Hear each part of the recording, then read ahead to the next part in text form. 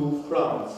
We have a slowdown in the shipping lending when it comes to traditional banking institutions. Do you see that continuing, and do you see a gradual geographical shift from the European financial institutions to the Far East ones? Thanks.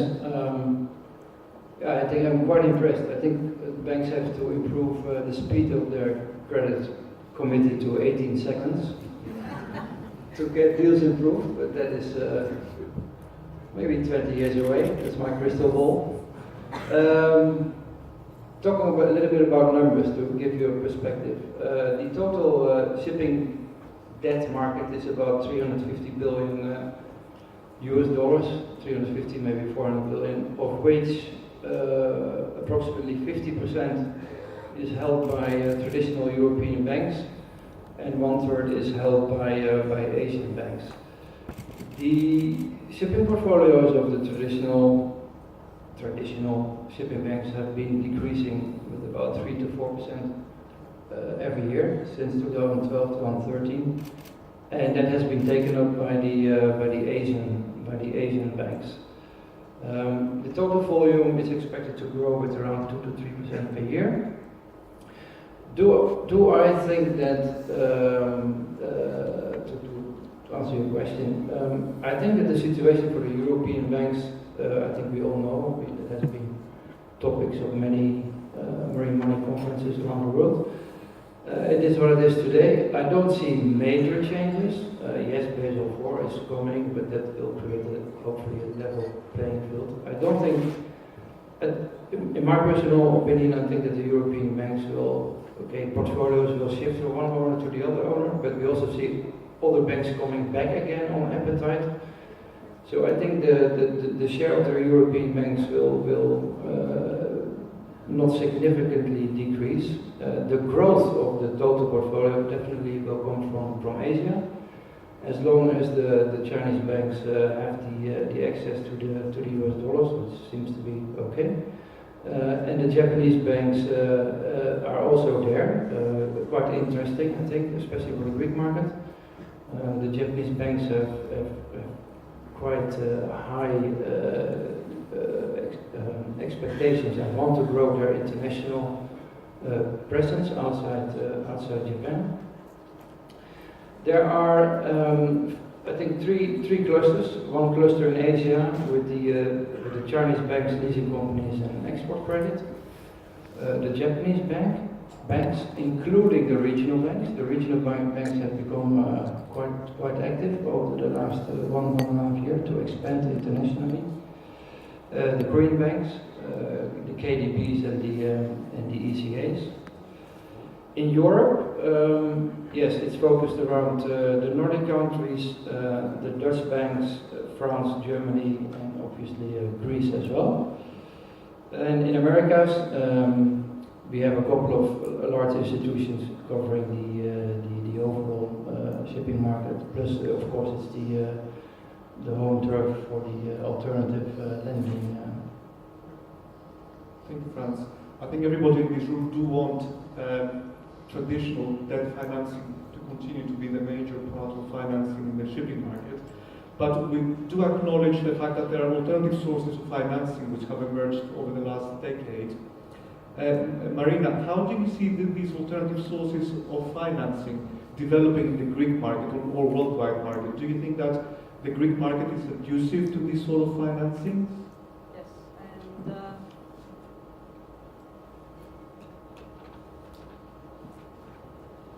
as we heard also from the morning panels, yes, they've been using alternative sources of financing. They have moved away from bank finance for a few years now. It's definitely evolving. There was a very also important presentation this morning about the statistics from Optima, and they showed the development of the fleet compared to the financing. There's a drop of about 25% in bank finance, while the world fleet has grown by 28%. So this gap has to be filled, and it has been by alternative methods of financing which are evolving, and we have to move faster too. digital world is here. We see it everywhere. We saw the presentation before. It was an amazing for the surveys, how they're done. What YieldStreet is doing, what we're doing with leadership finance. We're not creating something new. It's there, it's been there. What we're trying to do is automate it, make it simpler, make it easy, fast, and secure. Exactly the same methods, exactly the same ways we've been analyzing, looking at risk, but with quicker and faster methods. Thank you, Marina. George, do you agree with this position? Yeah, definitely. Technology is going to play a bigger and bigger role. Obviously, in my example, with what YieldStreet is doing, once you log on, no manual work is done thereafter. So your monthly payments of your interest, the papers that you need to file with your tax return, it's all automated. And the rest of the organization can just go out and do more business. So even in, I ran a event in June, Ship Tech Connect, where I had 15 startups in the maritime industry. Startups from big data, startups from finance, startups from cost reduction, efficiency.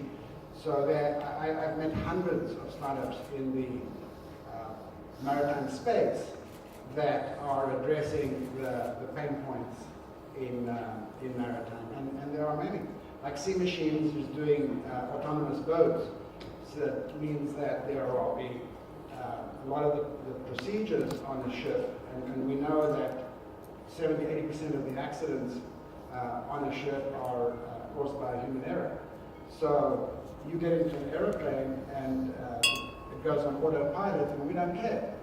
We've been sitting on airplanes forever on autopilot. So a lot of the procedures on the ship will also be automated in the future and are being done all the time. That's really promising, actually. Thank you, George. Frans, we are seeing that alternative means of financing are expanding quite dramatically. How do you see the bank reacting to this in order to retain a sustainable share in the market? Can they react really because of the regulatory regime being imposed on them? Can they be so adaptable and flexible in order to adjust their internal procedures and defend their position in the market? Yeah, I think we have to go to I think, if you go to ship owners, 9 out of 10, you ask the question, what is your preferred source of financing? They will say simple bank debt because it's cheap, maybe too cheap. I think it's too cheap, but if I talk to my Greek ship owners, they totally disagree with me. But I think the pricing of bank debt will go up and have to go up under the new regulations, if you like it or not. It just has to happen. I think the pie is big enough for all of us.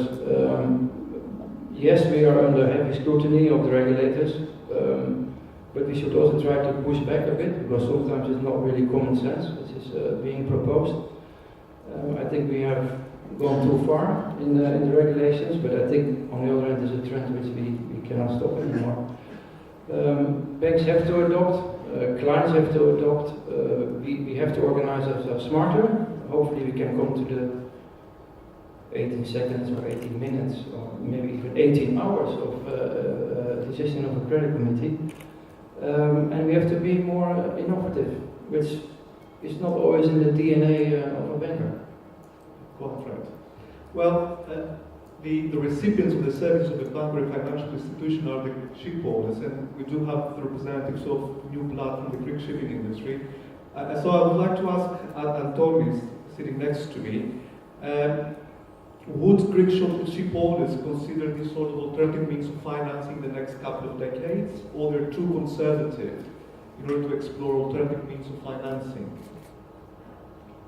Okay, Greek ship owners have proven over the years that they easily adapt to change, many times faster than the competition. This has given them an edge time and again. As we move forward, we see a lower debt to equity ratio, which is a trend I don't see reversing anytime soon. In the past years, 10 years ago, we used to get bank finance of 80-90%, which today simply does not exist. European banks are mainly absent, have sold their portfolios, which have made Greek ship owners search for alternative solutions. We have seen lately bank financing coming mainly from the East, China and Japan. And leasing structures have been more popular lately. And although I don't see the US capital markets to have a big appetite, and they only look at deals with excess 1 billion capitalization. So I think that also the funds have gained experience after the losses that they have incurred with the shipping companies lately. And I think that Greek ship owners would consider whatever is available in terms of financing, as long as they can retain control, because this is something that they don't like giving away. That's good. Ismini, can we have your input as well? Absolutely, Chris, thank you. So it's very encouraging that we see all these new means of providing finance that have been developing and evolving over the last few years. I personally am a little bit of a proponent of traditional ship financing from banks. And I guess one should really consider their standpoint, what kind of fleet they have, what kind of appetite for leverage they have. Maybe, as Adonis said, the 80-90% were not that healthy levels, and that's what really caused problems eventually in our industry over the last 5 or 6 years. Maybe what banks are providing now, levels of 50 or 60%, are a bit healthier, more manageable, and easily digestible in the cyclicality of our industry. Also, the cost of leverage is also very, very important. We've seen new funds coming in providing cost of leverage at low double-digit levels, which I think a lot of Greek ship owners would not have the appetite to really digest unless they didn't have any more options. And finally, I think it is important to consider, as I said, in the cyclical business that we are at, when the downturn comes again, and you have a problem, who you're going to be having in front of you, discussing and trying to rectify this problem. It might be a banker that you know, that you have cooperated with in the past, there's some understanding, there's some previous relationship, or it could be someone that's not there anymore and it's an institution without a face that simply is going to go by its rules and regulations and not being, and simply pull the plug and the carpet just below your feet. So there's a lot of considerations to take advantage, and again, it depends on each individual company's position, what kind of leverage they have, the risk they want to take, and the cost they want to incur. But the only certainty is that the Greek shipping groups have to show the requisite adaptability in order to remodel their business, in order to remain competitive in the market. Yes, Marina. I want to clarify something. Building the platform that when we started, we said we don't want to move away from the standards that Ismini said. We don't want to be competitive with the funds. Actually, we don't see competition. We see a huge market that is not being financed as it used to be. So the small, medium owners need the debt. And that's what we're looking at, and that's what we're trying to put together. People who are willing to finance shipping projects at the low cost, similar to the cost that a bank has, with much lower cost as far as the legal fees and all the relevant fees are there. So to make it attractive to companies like Panayotides and other Greek shipping companies. Plus, when something goes wrong, we always have the human factor behind it. And we have a team headed by Mr. Lunde, who has a huge experience in that respect of how to take care of problems and how to solve them without creating any mess for both parties, the investors and the owners.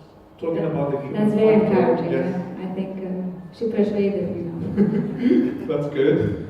Doing some cross-selling here. Talking about the human factor, I think that moves us to the second pillar of our discussion, which is the technology. The last three presentations did highlight the way that technology and artificial intelligence has penetrated the shipping market and the shipping industry. I would like to pose the first question to Roberto. I would like to get your insight, taking into consideration all these technological developments, artificial intelligence, and how do you see this being adapted or developed within shipping, and how do you think this will affect the way shipping is going to be conducted rather, in the next 20 years? Okay, first of all, thank you very much, Chris, for inviting me to this panel. I believe the way that technology will influence shipping is in two primary ways. First, through increased automation, and second, through increased connectivity. So first, I believe the main change is that automation will be fueled by artificial intelligence, and it will now enter the decision-making landscape. So, for instance, engineers in the future will have much deeper insights, for instance, what the engines, what parts are likely to fail in the engines, and what the state of the engine is, and that will make them much more effective and productive at their job. And as we're in this event, the evaluation of ships and the commercial aspect of shipping is, I think, very much going to change in the future.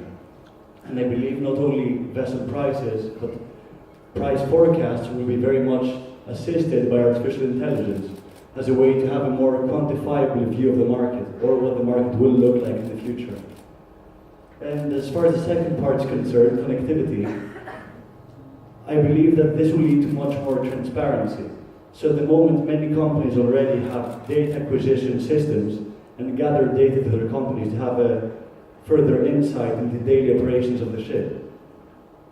However, I believe that this new data age, or new technology age, is going to bridge the gaps between different parties currently in shipping. So for instance, the ship will come closer to the shipping company, but I also see the charterers coming closer to shipping companies, so that gap will bridge.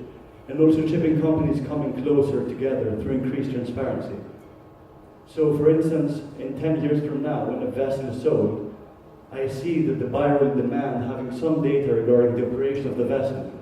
So the asset in the future will not just be the vessel on its own, but the vessel with the data that accompanies it. Thank you. Thank you, Roberto. George, do you see that financial institutions would be looking into financing these sort of artificial intelligence projects or high technology projects in shipping? So, ranging from scrubbers, this is the less sophisticated, I would presume, but...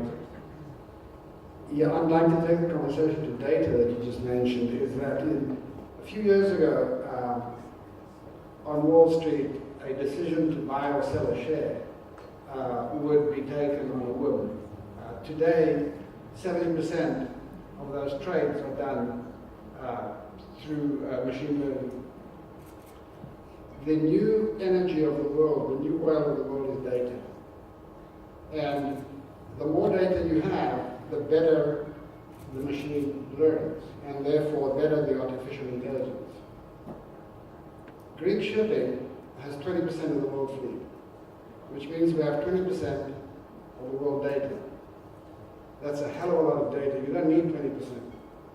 So you talk to Greek ship owners and you talk to them about data, and they say, I don't know what you're talking about. But in the back, he's got 20 guys working on his data. So if they could just create